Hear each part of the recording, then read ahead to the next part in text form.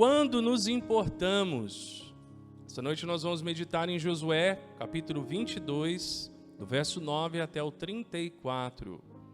E minha intenção essa noite é conversarmos a respeito de unidade e dos perigos que ameaçam a unidade do corpo de Cristo e também conversarmos a respeito das medidas que nós podemos tomar para preservar essa unidade. É um texto que vai nos falar disso.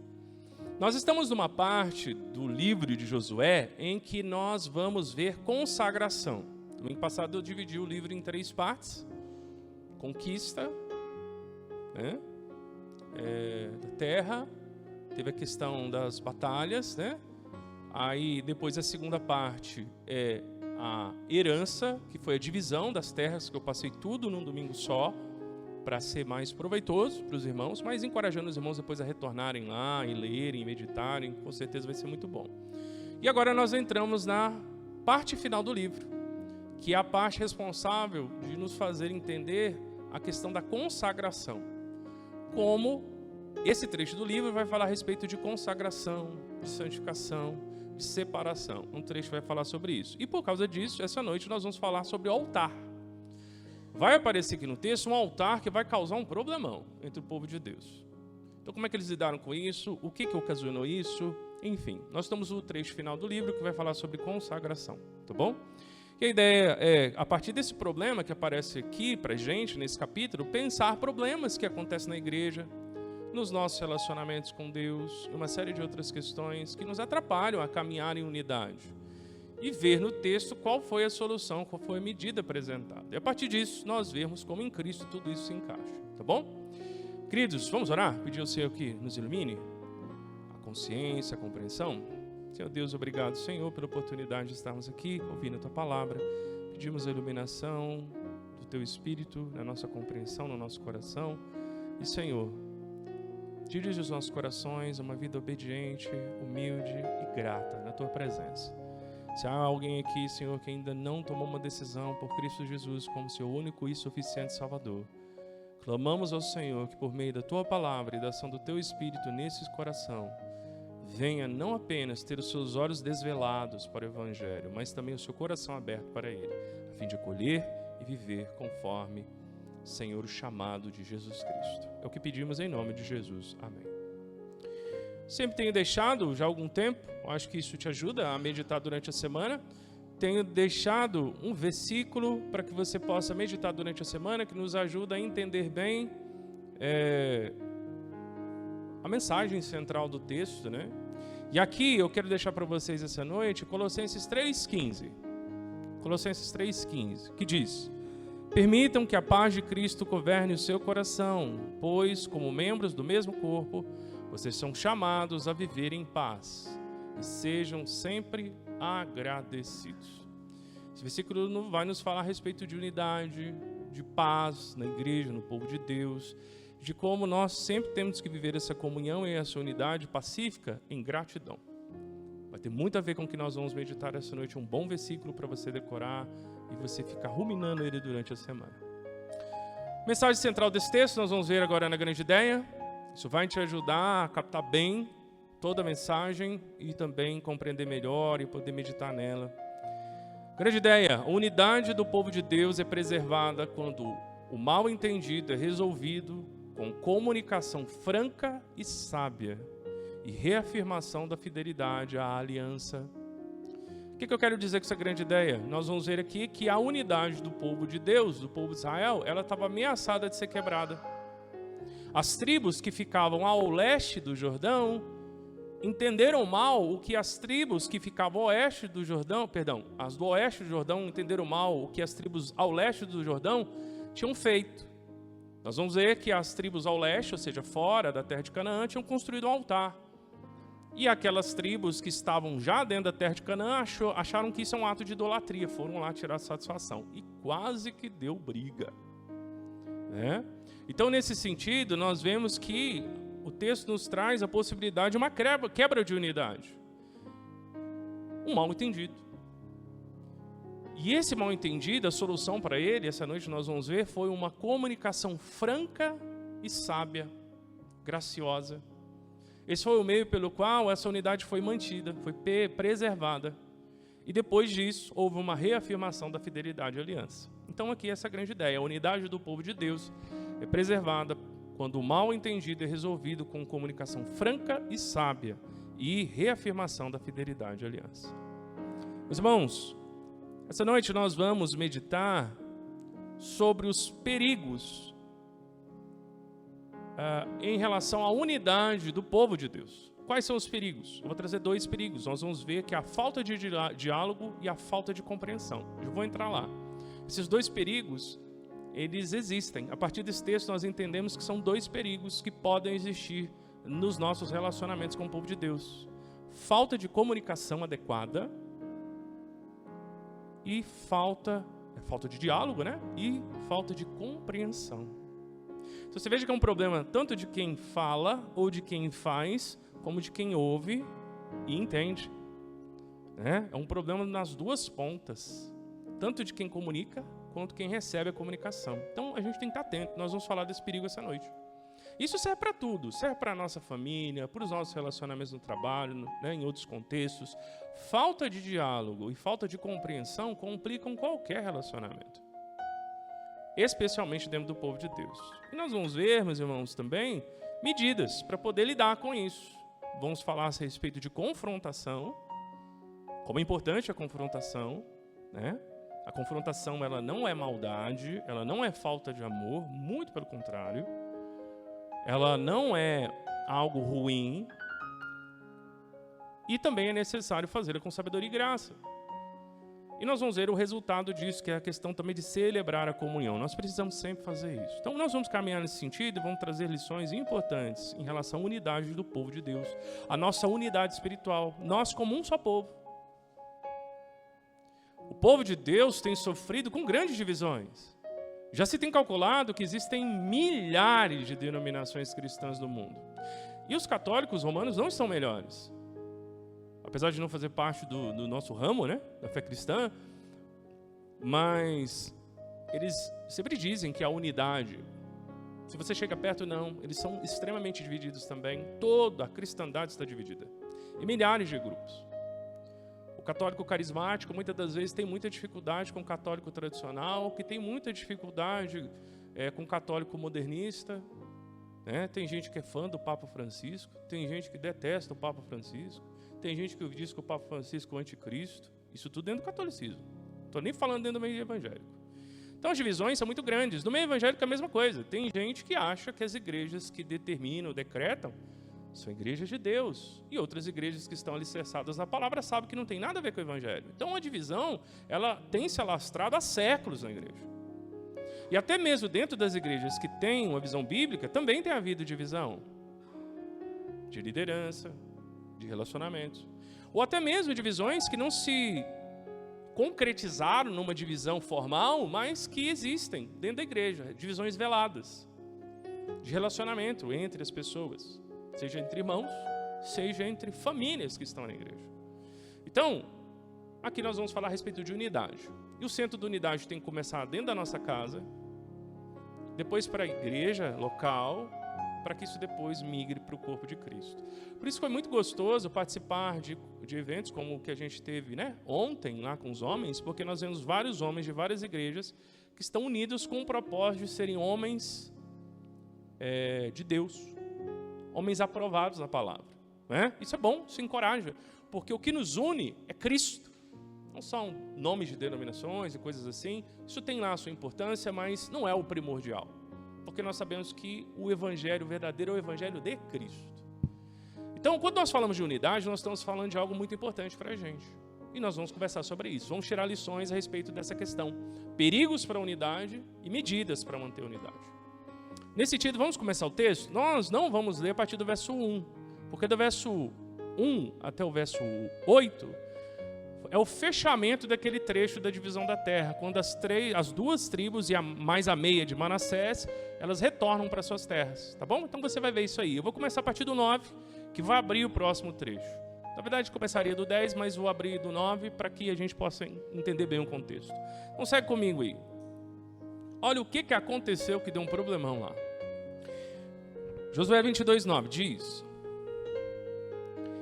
Assim voltaram os filhos de Ruben, os filhos de Gade e a meia tribo de Manassés, separando-se dos israelitas em Siló, que está na terra de Canaã, para irem à terra de Gileade, a terra da sua posse, da qual se apoderaram, segundo a ordem do Senhor por meio de Moisés. Ao chegarem na região, junto ao Jordão, ainda na terra de Canaã, os filhos de Ruben, os filhos de Gade e a meia tribo de Manassés edificaram ali, à beira do Jordão, um altar de grandes proporções.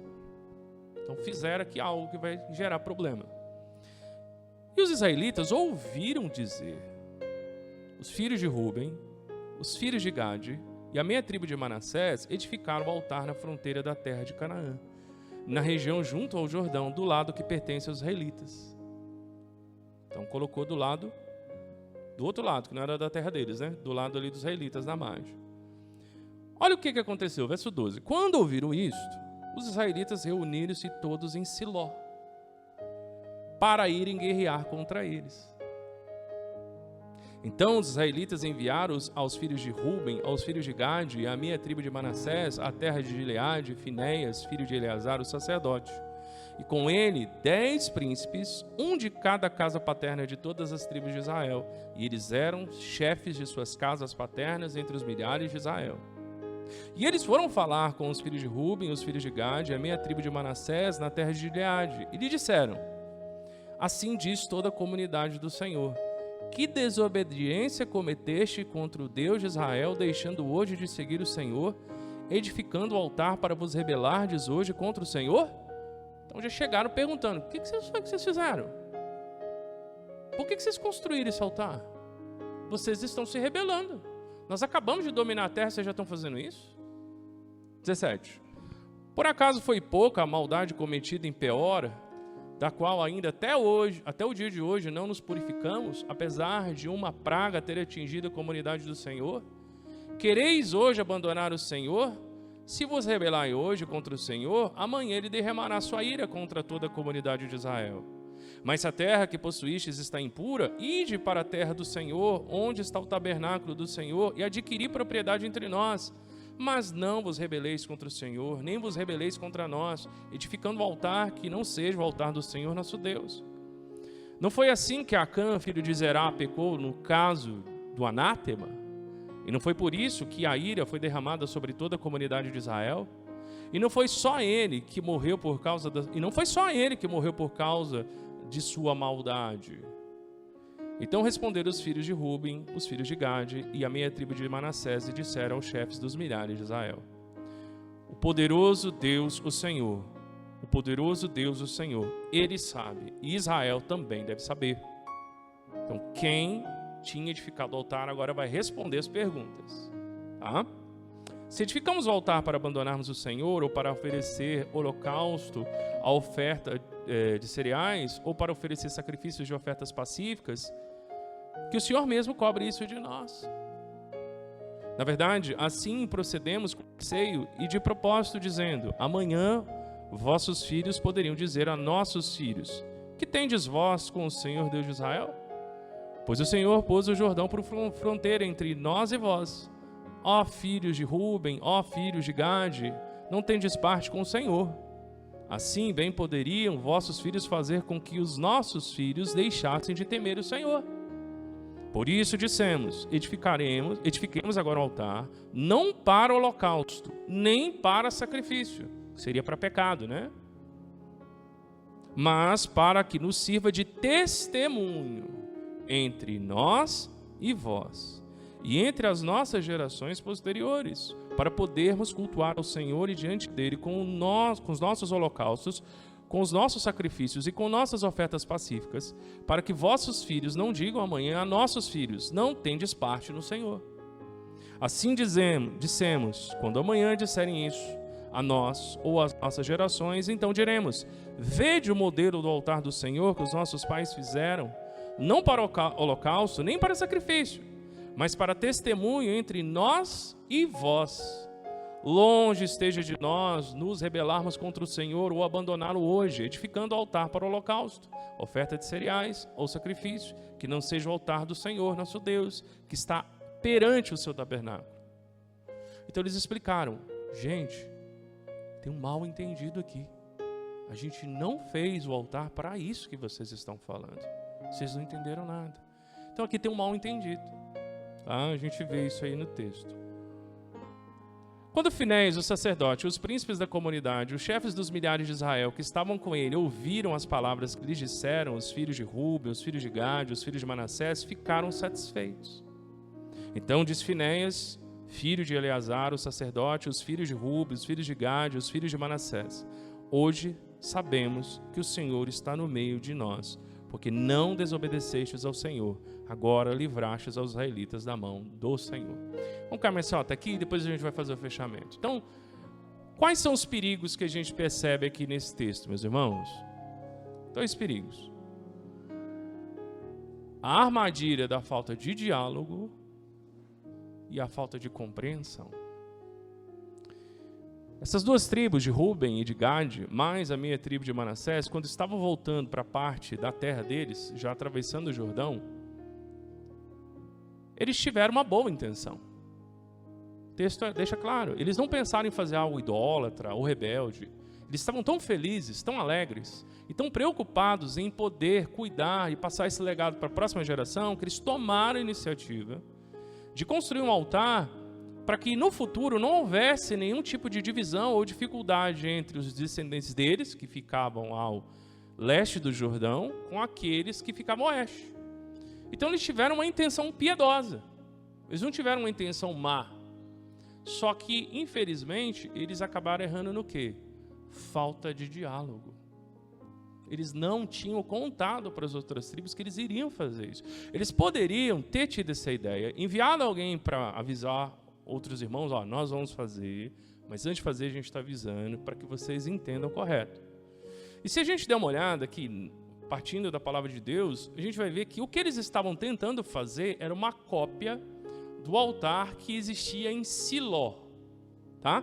Tanto que se você voltar lá no começo, onde nós lemos, é dito que separando-se dos israelitas em Siló, verso 9. Ou seja, eles tinham saído de Siló. Siló era uma cidade, né, que o povo de Israel estava estacionado. E aí quando você vai ver no verso 28, olha o que eles dizem, respondendo aqueles príncipes, né, e líderes das famílias. Assim dissemos: quando amanhã disserem isto a nós ou a nossas gerações, então diremos: vede o modelo do altar do Senhor que nossos pais fizeram. Então o que eles querem dizer? Vede o modelo. Modelo de que altar? O modelo do altar que estava em Siló. Em Siló, que é de onde eles saíram, lá estava o tabernáculo, o verdadeiro altar que iria, segundo a lei de Moisés, oferecer sacrifício pelos pecados, né? O sacrifício de holocausto, conforme a lei cerimonial determinava. Estava lá. E aí eles tiveram a ideia de fazer uma réplica, um modelo. É isso que a gente lê no 28. Vede o modelo do altar. Essa ideia do modelo é o quê? Uma réplica. Da mesma maneira que tinha aquele altar lá em Siló, que é onde estava estacionado naquele momento o tabernáculo, que tinha o altar, eles fariam um altar ali nas margens do Rio Jordão. A ideia deles foi essa, fazer uma réplica. Também lá em Juízes, depois você pode dar uma olhada, verso 21 e verso 19, você vai ler. E prosseguiram, todo ano se realizava a festa do Senhor em Siló, ao norte de Betel, a leste da estrada que sobe de Betel para Siquém, ao sul de Lebona. Então tinha a festa do Senhor que ela era celebrada em Siló. Lá em Juízes fala disso. E se você quiser voltar, Josué capítulo 18, no verso 1, fala de Siló.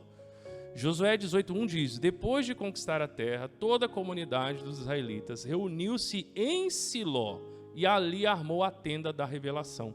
Então aqui já no capítulo 18 fala que eles estacionaram em Siló, a tenda, né, do tabernáculo ficou lá, o altar ficou lá também, e o altar de adoração naquele momento estava ali. Essas 2 tribos e meia saíram de Siló e foram para a sua terra. E quando eles estavam quase chegando, eles tiveram a ideia de fazer uma réplica do altar. Então, em tese, eles não fizeram nada pecaminoso. Eles queriam ter uma réplica. E no verso 28 aí, do capítulo que a gente leu, eles vão dizer: vede o modelo do altar do Senhor que os nossos pais fizeram, não para holocausto, nem para sacrifício. Então, o altar não foi feito para substituir o outro. Entende? Eles não estão competindo. O altar válido pela lei era o de Siló. Por quê? Porque lá que estava o tabernáculo. Até aí, perfeito. Eles não fizeram para competir. Eles não tiveram intenção de fazer um racha no povo. Eles só tiveram a ideia de fazer esse altar como testemunho. Olha o que diz no final do verso 28. Mas para ser testemunho entre nós e vós. Agora, olha o que acontece.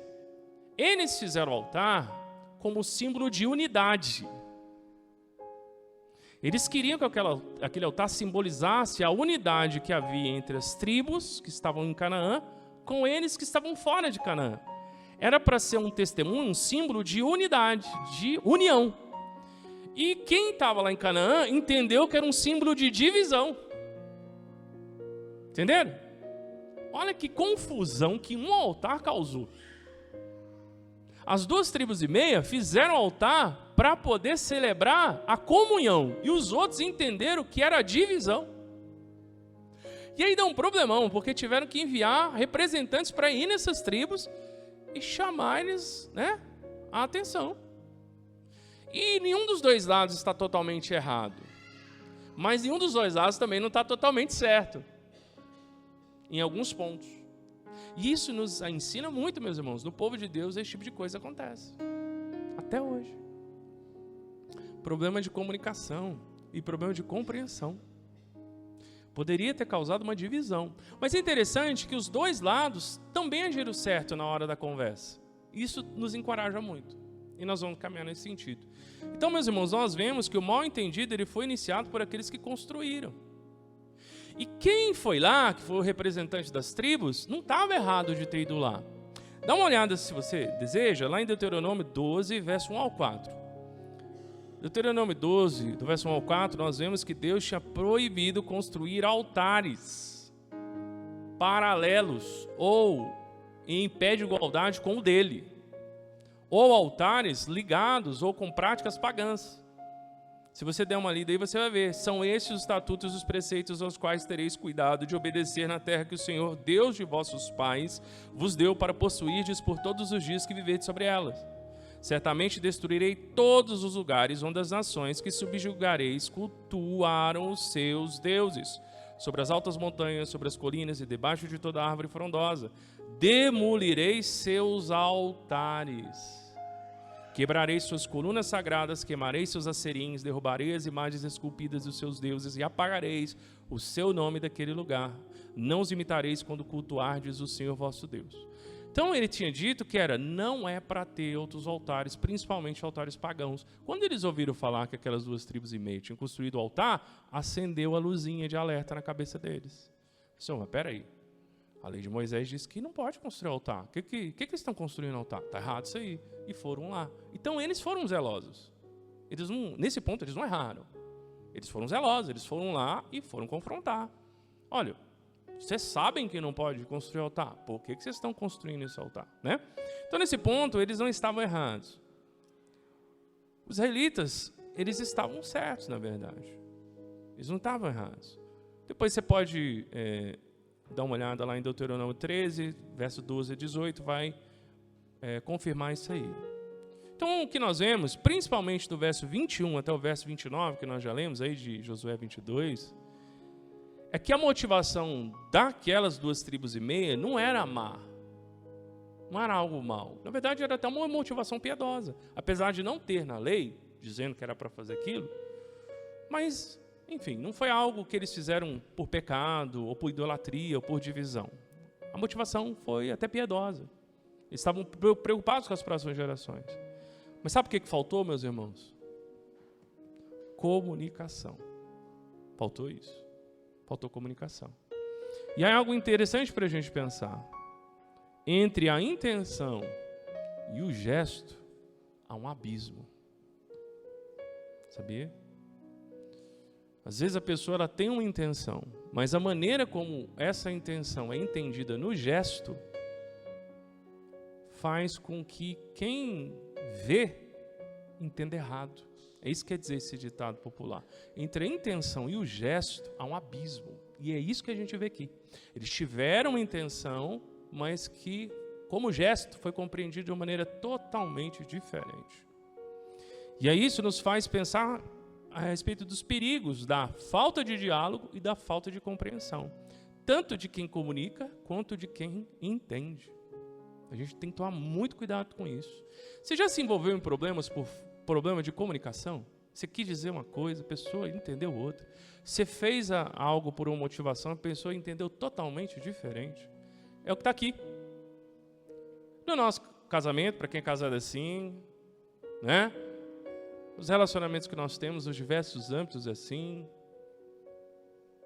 Na igreja, assim.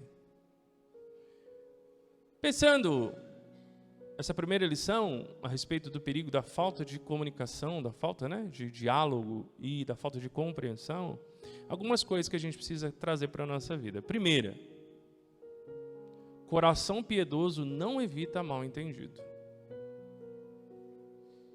Todos os dois lados eram piedosos, não eram? Eles não fizeram isso por maldade, mas gerou mal entendido. Então não basta só ser piedoso, tem que ser piedoso, tem que ser piedosa, tem que ser uma pessoa que leva as coisas de Deus a sério, perfeito. Mas também tem que ser sábio. Quanta coisa a gente tem que ser, né? Só em Cristo mesmo, viu, meus irmãos? Porque realmente o desafio é muito grande. Mas nós temos que ter isso em mente. Ser piedoso, ser piedosa, não evita mal entendido. Porque os dois lados aqui são piedosos, são obedientes. E teve um baita mal entendido. A gente precisa estar atento. E aí, isso é interessante que nos faz pensar o seguinte. Como é que muitas das vezes o que fazemos, o que falamos tem sido entendido pelas pessoas?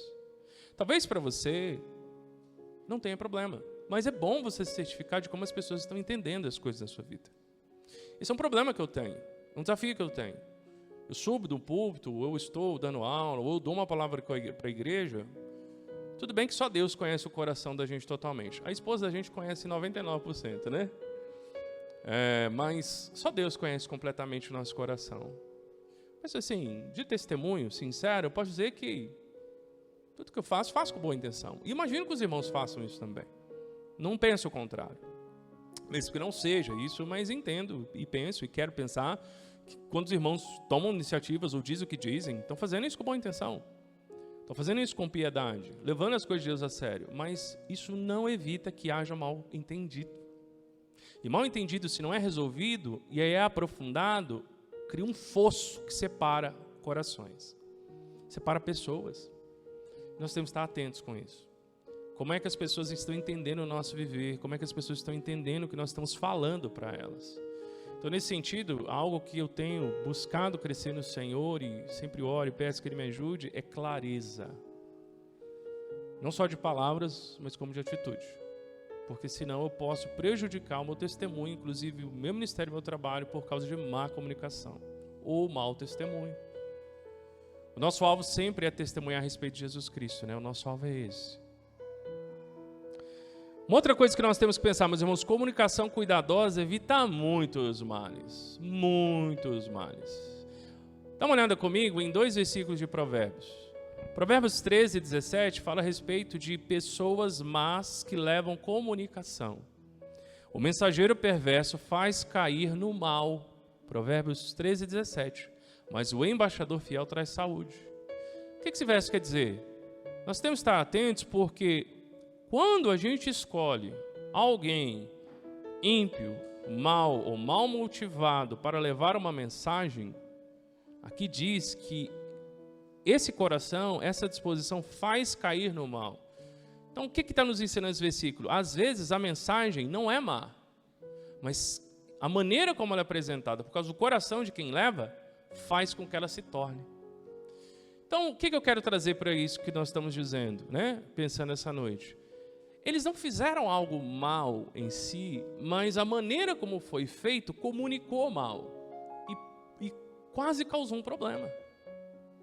Em Provérbios 26, 6, nós lemos: quem manda mensagens pelas mãos do tolo é como quem corta os pés e bebe veneno.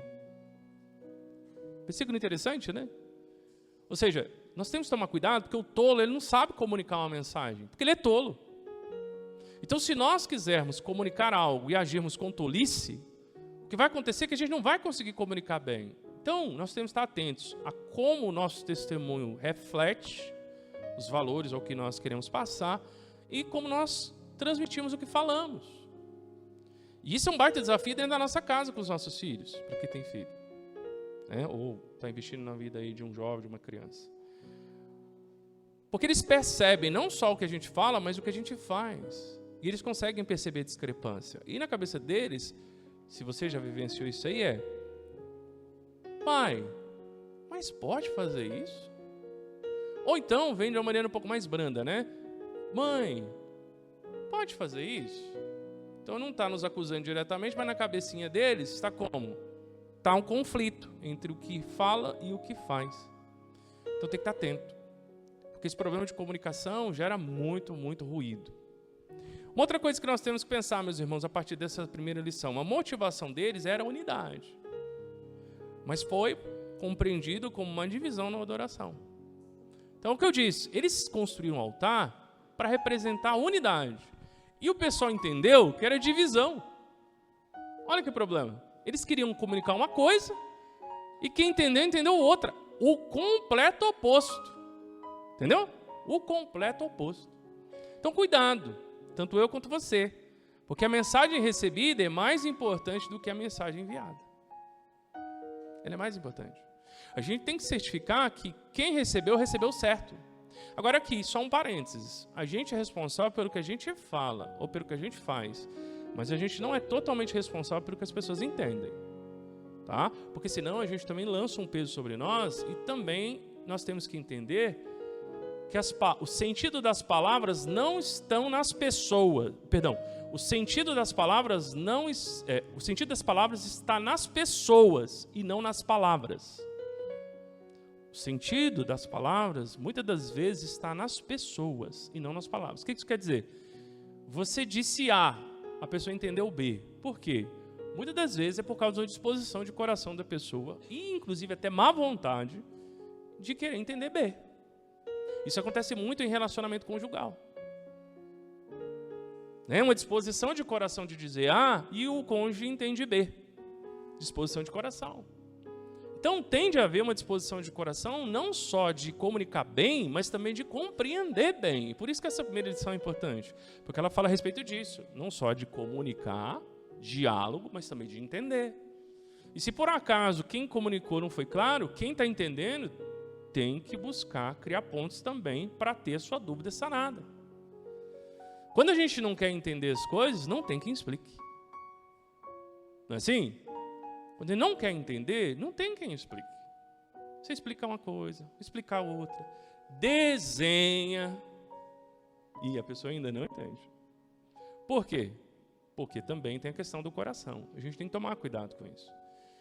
Quando a gente comunica algo, temos que estar atentos à comunicação. Mas quando a gente tenta entender algo, a gente também tem que estar atento à compreensão. Tem que tomar cuidado com isso. Então aqui nós vimos os dois perigos para a unidade. Lembrando, falta de diálogo, falta de compreensão. Vamos ver então as duas medidas? Segunda lição aí, a solução está na confrontação. E aqui algumas coisas que a gente pode perceber aí, no verso 18, 19 e 20, do capítulo 22. Primeira coisa, nós vemos que aqueles irmãos que eram líderes, que foram, a comitiva que foi falar com as 2,5 tribos, ela demonstrou zelo pela aliança e isso motivou a confrontação. Isso é algo interessante. O compromisso, isso eu já falei algumas vezes aqui, o compromisso é a motivação da coragem. O compromisso gera coragem. Né? Às vezes você está aí com dor nas costas, dor de cabeça, está cansado. Eu até conversando, né, com o irmão hoje cedo, a gente estava quebrado, né? Eu não sei se você estava assim, né? Os irmãos que foram lá para Atibaia, mas uma dor no corpo. Dor no corpo. Hoje era aquele dia que a gente queria ficar só deitado, descansando, cabeça quente, essas coisas todas. Queria descansar, né? Mas eu tenho um compromisso. E o compromisso gera coragem. Amanhã, eu não sei como você vai estar. Espero que você acorde bem. Deus te abençoe, você tenha uma noite de sono maravilhosa, possa recobrar suas forças. E amanhã, quando você for sair cedo para o seu trabalho, para as suas responsabilidades, que você esteja bem, que Deus te abençoe. Mas pode ser que não seja o caso. Apesar do meu desejo ser esse, pode ser que não seja o caso. O que vai fazer você acordar cedo e fazer o que você tem que fazer? Compromisso. O compromisso gera coragem. E aqui foi a mesma coisa. Eles eram irmãos zelosos. Talvez você esteja pensando, não, pastor, os boletos que eu tenho que pagar, né? Mas, sim, é isso também, mas é questão do seu compromisso que você tem no cuidado com a sua família, né? Então, o compromisso te dá coragem. Talvez, nesse momento, você queria estar na sua casa descansando, mas o compromisso que você tem com o povo de Deus, com a igreja, com a palavra de Deus, com Deus, te trouxe aqui. Amém. Louvado seja Deus. Isso te encorajou e que continue encorajando. Então, o que nós vemos aqui, meus irmãos, é que eles eram zelosos com a aliança. Eles ficaram sabendo de um problema. Ficaram preocupados. E o compromisso que eles tinham com Deus motivou-os a ter coragem de uma comitiva ir lá e confrontá-los. Então, aqui nós vemos que eles são zelosos pela aliança. Isso motivou a confrontação. Eles são comprometidos. A gente vê isso no verso 18 a 20. Olha o que eles dizem. Olha como eles falam com as 2 tribos e meia. Quereis hoje abandonar o Senhor? Se vos rebelais hoje contra o Senhor, amanhã ele derramará sua ira contra toda a comunidade de Israel. Vocês vão pecar e vai todo mundo pagar o pato. Né? Verso 20. Não foi assim que Acã, filho de Zerá, pecou no caso do anátema? Você se lembra aí, né? A gente já passou nesse trecho. E não foi por isso que a ira foi derramada sobre toda a comunidade de Israel? E não foi só ele que morreu por causa de sua maldade, a família dele inteirinha morreu. Então eles estão falando, eles foram corajosos. O que vocês estão fazendo? Não vão ser só vocês que vão ser prejudicados, vão ser todo Israel. Se vocês estão fazendo isso por rebeldia, vocês precisam voltar atrás. Então eles foram corajosos, eles confrontaram com coragem. Eles não ficaram dando volta. Também aqui eles não foram assim grossos, eles foram diretos. Foram firmes, diretos. Eles não ofenderam eles fizeram perguntas, eles não acusaram. Eles falaram, vocês estão fazendo isso? Se vocês estão fazendo isso, vocês se lembram o que aconteceu com quem fez? E vocês estão achando que é só vocês que vão sair prejudicados? Vai ter mais gente. Vocês já pararam para pensar nisso? Então eles foram corajosos, eles confrontaram no ponto. Mas tem uma outra coisa que a gente percebe aqui nessa confrontação. Eles não tinham ódio por aqueles irmãos. A coisa não foi levada para o pessoal, vamos falar assim, né? Porque no Brasil tem um problema. A nossa cultura ela é muito pessoal nos relacionamentos. Então, é assim, é aquela história, né? Eu aceito para não perder a amizade, né? Mais ou menos assim. Então, a gente tem que estar sempre bem com todo mundo. E se em algum momento você é um pouco mais incisivo ou direto, muitas das vezes as pessoas entendem isso como algo que você está fazendo contra ela. A gente é muito pessoal. Né? Assim, se você vai falar, por exemplo, no seu emprego, vai chamar a atenção de uma pessoa, mas você parou para prestar atenção no que você está fazendo aqui? Você pode prejudicar tal coisa, pode gerar esse problema. Você trabalha aí, você sabe. Aí a pessoa que está ouvindo a orientação, ela acha que você está xingando ela, que você está brigando com ela, que tipo, você é inimigo dela. É quase como se a pessoa dissesse assim, o que você tem contra mim? O que eu fiz para você? Não, você não fez nada, calma, não estou brigando com você, só estou explicando. Por que você está fazendo isso? A gente tem esse problema. E é por isso que muitas das vezes a gente evita a confrontação. Porque para a gente, confrontar uma pessoa é quase como comprar briga com ela. E se tem uma coisa que a gente não quer, é briga. A gente quer cuidar das nossas famílias, estar na igreja, né? Adorar a Deus. Ninguém vem para a igreja para brigar. E não é para brigar mesmo. Briga é pecado. Briga é pecado, não é para quem a gente brigar. Só que a coisa ela é deturpada. Às vezes os crentes entendem que confrontação, que aqui é tudo crente, viu? Não tem crédulo aqui. Aqui é tudo crente nesse texto. Aqui não tem crédulo aqui.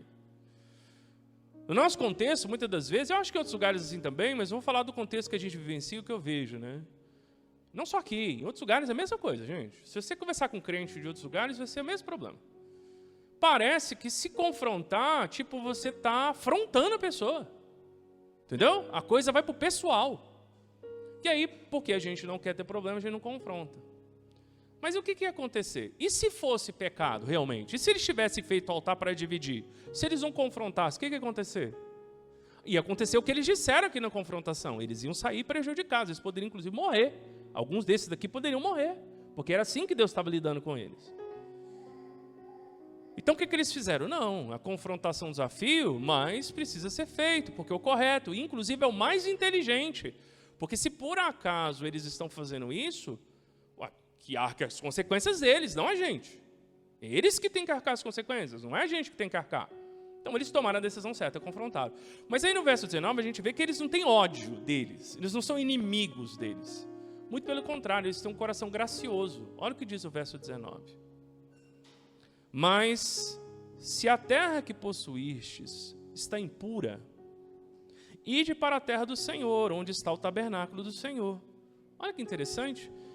Eles estão levantando uma hipótese aqui. Se vocês fizerem esse altar, porque vocês acham que essa terra para além do Jordão é uma terra impura, porque a terra pura é a de Canaã.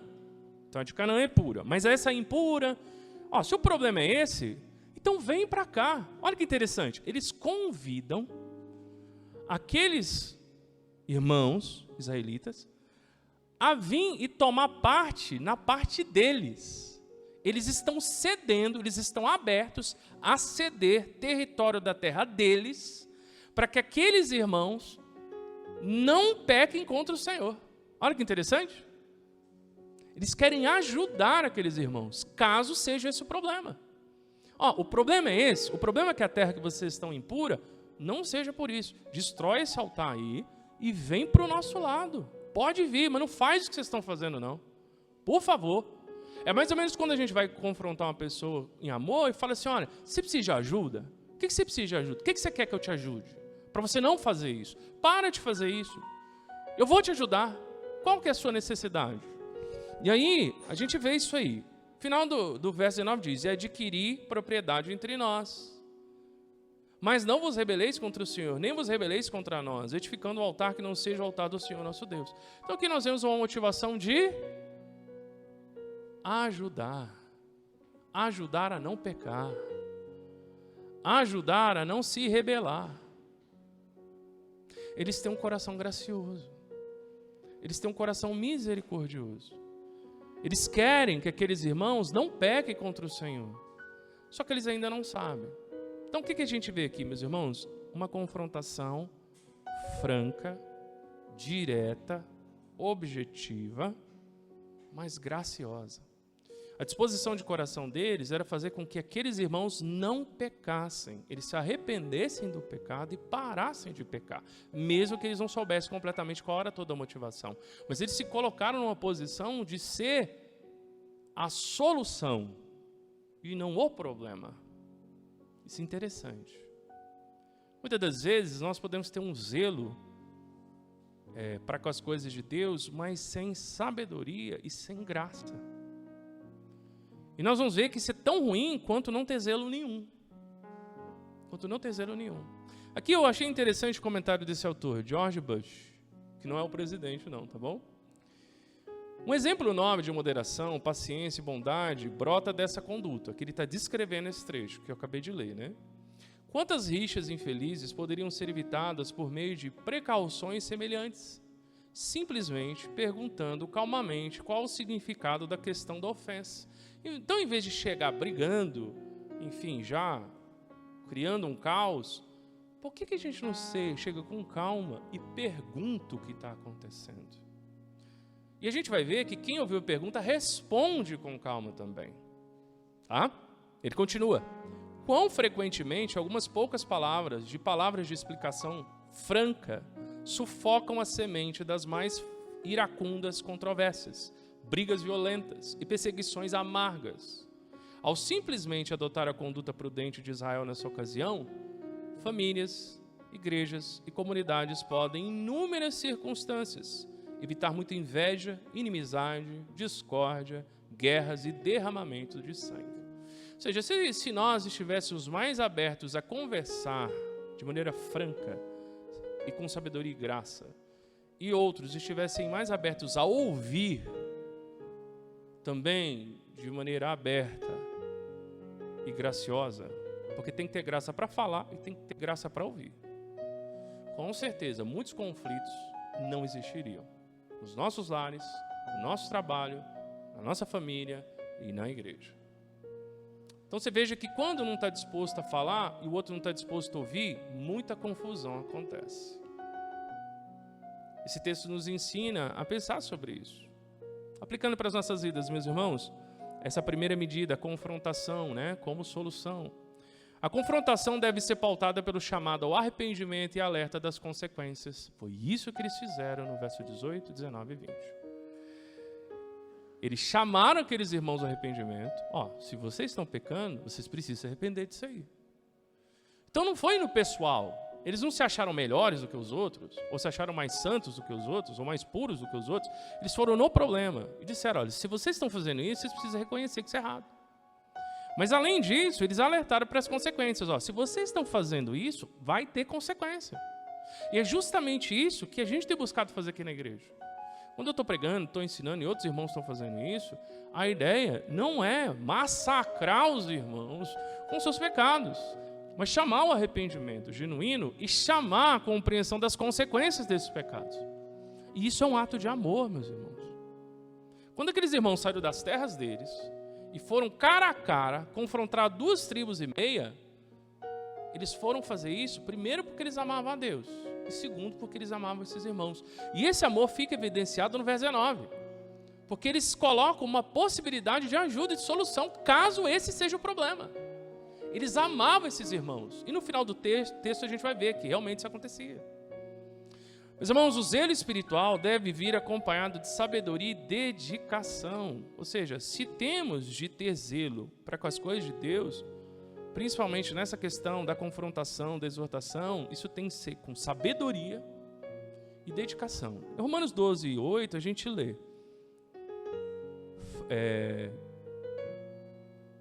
E quem encoraja, use o dom para isso. No século 21 está assim.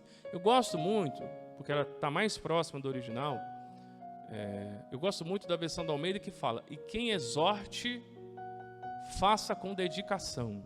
A sua está assim? Ou quem exorte, exorte. A sua está desse jeito? Dá uma olhada aí. A palavra que aparece aqui é paracaléu, e paracaléu é uma palavra que traz o sentido de exortar. Paracaléu é uma palavra que quer dizer para, que é estar junto ou estar ao lado, e caléu, chamar.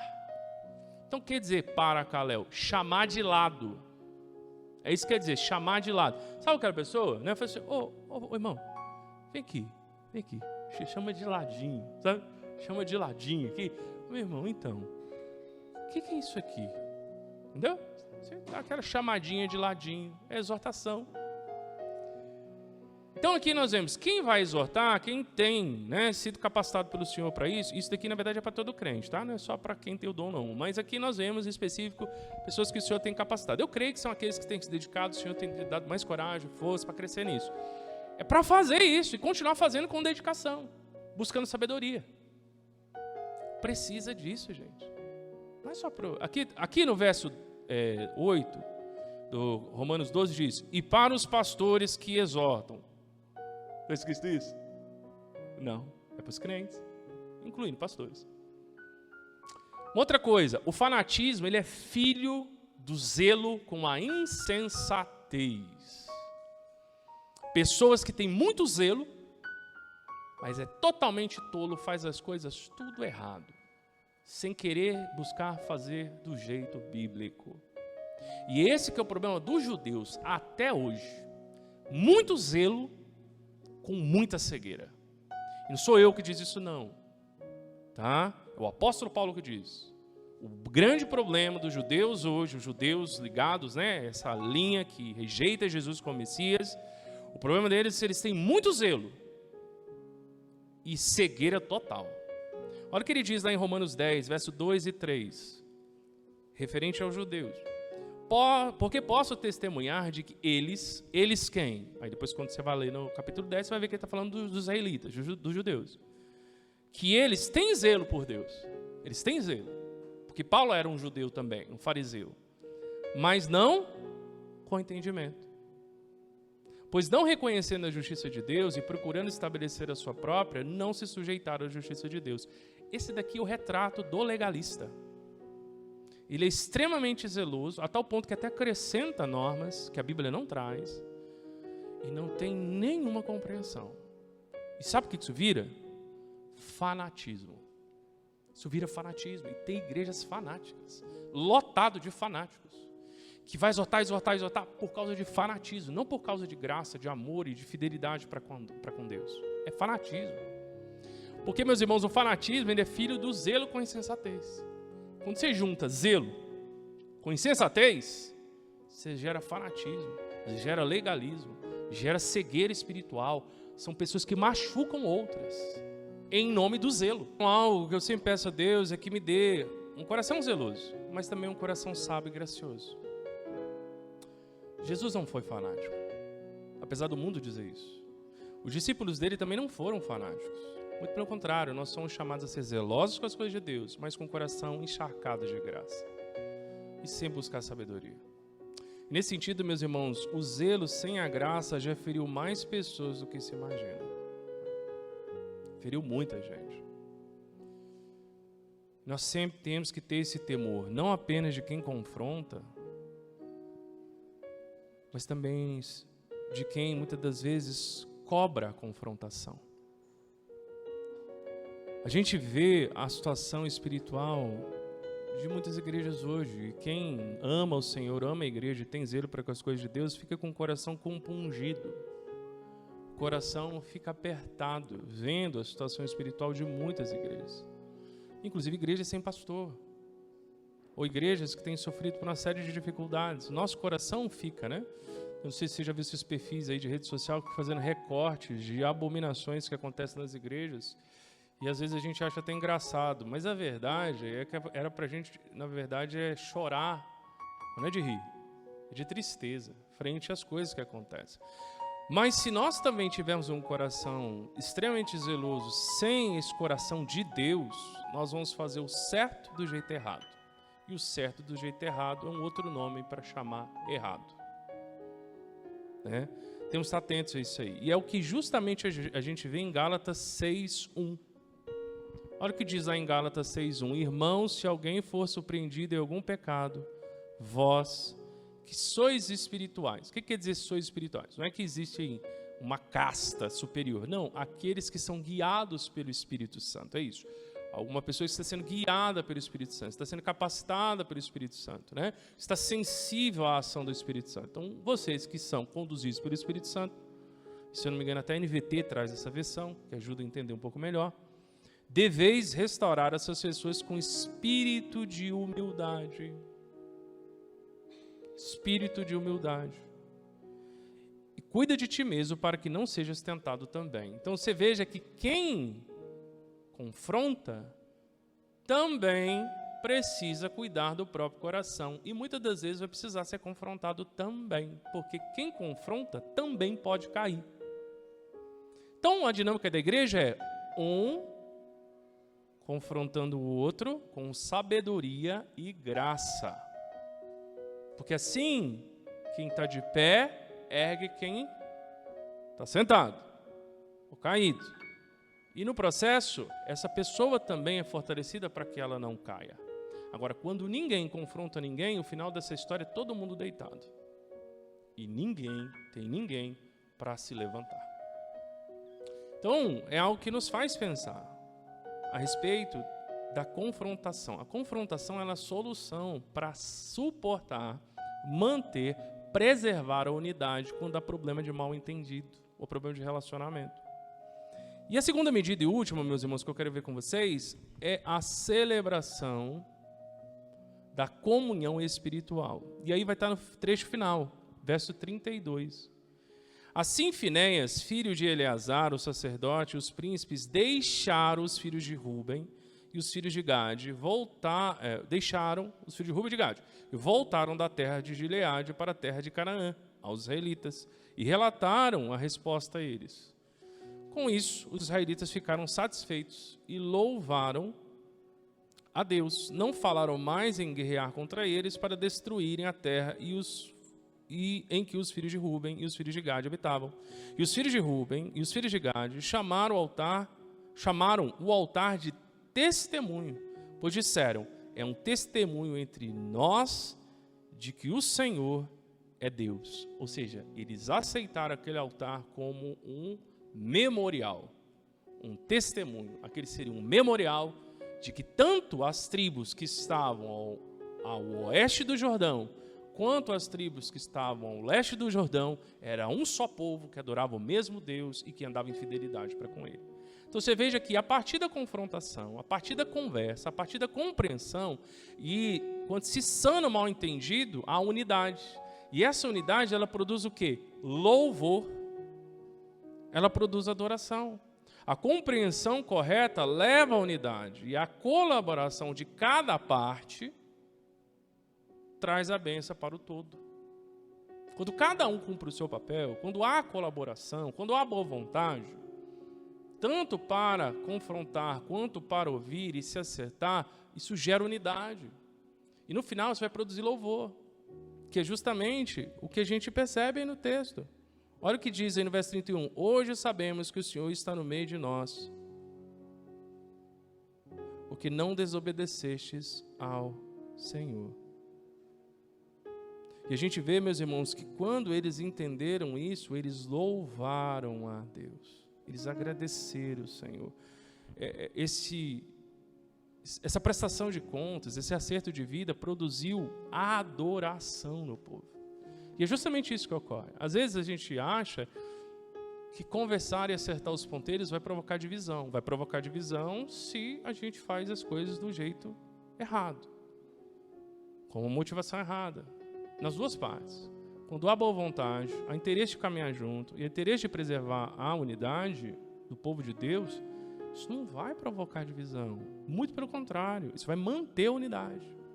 Mas sabe o que a gente muitas das vezes faz? A gente se esconde, não quer que as pessoas saibam das nossas dificuldades, não quer que as pessoas saibam dos nossos pecados, não quer que a igreja participe, porque a gente pensa, se descobrirem isso, vão me expor, vão me detonar, não vão me ajudar, eu vou ficar humilhado, vou ficar fragilizado e depois eu que sair perdendo. Meus irmãos, se isso acontecer na sua vida, numa igreja, é sinal de que ou essa igreja está muito doente, porque está fazendo errado, porque a confrontação não é assim. Ou é muito imatura, ou não é igreja. Não é igreja. Porque a igreja de Cristo não age assim.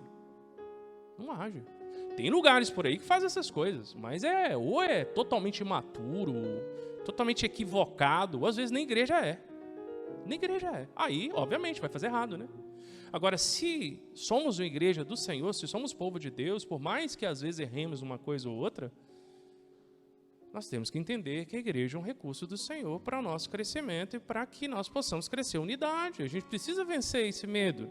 Precisa vencer essa dificuldade, senão como é que nós vamos poder ser igreja? Trazendo essa última medida para as nossas vidas, quando há boa vontade de ambos os lados, há unidade e louvor. Quando tem boa vontade, tem unidade. Então nós temos que entender isso. Olha que interessante, em casa onde há paz, não falta felicidade. E aí eu me lembrei de Salmo 133, verso 1. Ó quão bom e precioso que os irmãos vivam em união. Inclusive é uma música. Os judeus cantam essa música desse salmo, é bem legal. Talvez você se lembre aí, né? Os louvores que fizeram dessa música tem o ritmo judaico, né? Enfim. Que é o Salmo 133, verso 1. Ou seja, ó quão bom e precioso, né? O agradável é que os irmãos vivam em união. Então a casa onde há paz, não falta felicidade. Não falta. Toda confrontação tem como alvo a restauração da comunhão com Deus, que foi isso que eles queriam, né? Eles queriam que aqueles irmãos voltassem a ter um relacionamento com Deus, se fosse esse o caso, que depois nós vimos que não era. E com o povo de Deus. Então a confrontação, ela não tem a intenção de destruir a pessoa, ela tem a intenção de restaurar a pessoa. E por isso que quando se está num lugar em que há fanatismo, há zelo, sem graça, sabedoria, aí sim, aí machuca a pessoa. E tem muito lugar que machucou gente. E machucou feio. A tal ponto que essa pessoa não quer nem ouvir falar de igreja. Não quer. Ela não quer nem ouvir falar de igreja. Só que tem um problema. Essa pessoa, ela não foi confrontada pela palavra de Deus. Ela não foi confrontada pelo evangelho. Ela foi confrontada por doutrina de homens. Por zelo humano. Deus não tem nada a ver com isso. Isso é zelo falso. E muitas das vezes é fanatismo. E fanatismo já quebrou muita gente nessa vida. E aí a gente cai para o outro extremo. Ah, tá vendo? Essa igreja não pode fazer nada. Um bando de fanático. Aí a igreja de Deus é aquele que pode fazer tudo. Também está errado. Porque isso é libertinagem. É libertinagem. Tanto o fanatismo e legalismo quanto a libertinagem são os dois lados da mesma moeda maldita. Que não tem nada a ver com o Evangelho de Jesus Cristo. O Evangelho de Jesus Cristo é arrependimento e salvação. Não tem nada a ver com legalismo e com libertinagem. Isso são desvios da palavra de Deus. O alvo é esse. E por fim, meus irmãos, nós temos que nos lembrar que nós somos chamados para ser pacificadores. Pacificadores. Nós não somos chamados para militar contra pessoas. Nós somos chamados para ser ministros de paz, que é o que diz lá em Mateus capítulo 5, verso 9. Bem-aventurados os pacificadores, porque serão chamados filhos de Deus. Por que filho de Deus? Porque o nosso Pai é um Deus de paz. E a paz de Deus, quando chega na vida das pessoas, se transforma completamente. E se somos filhos de Deus, como cremos que somos, de fato somos, nós temos a paz do nosso Pai em nossas vidas. E essa paz preenche as nossas vidas de tal forma que ela vai transbordar e vai alcançar outras pessoas. Então nós não somos chamados a gerar conflitos, nós somos chamados a pacificar. O nosso Senhor Jesus Cristo disse: do que depender de vós, tendes paz com todos os homens. E tudo que depender de nós não somos um povo de conflito, nós somos um povo de paz. Se as pessoas tiverem que ter problema com a gente, e nós vamos ter, infelizmente, porque Jesus disse que nós teríamos inimigos, ele mesmo disse: vocês que são servos, não queiram ser maior que o seu Senhor, porque se odiar o Senhor, vão odiar o servo também. Então, assim, nós vamos ter inimigos, mas nós não vamos ter inimigos porque nós criamos inimigos, nós vamos ter inimigos porque o nosso Senhor teve inimigos. E os inimigos do nosso Senhor são os nossos inimigos. Não por nós, mas por causa de nosso Deus, por causa de nosso Salvador. Isso vai acontecer. Isso daí é inevitável. Mas do que depender de nós, tenhamos paz com todos os homens. Porque nós somos chamados a ser pacificadores. Só que muitas das vezes, o que a gente vê? Um pé de guerra dentro do povo de Deus. Um pé de guerra dentro da casa dos crentes.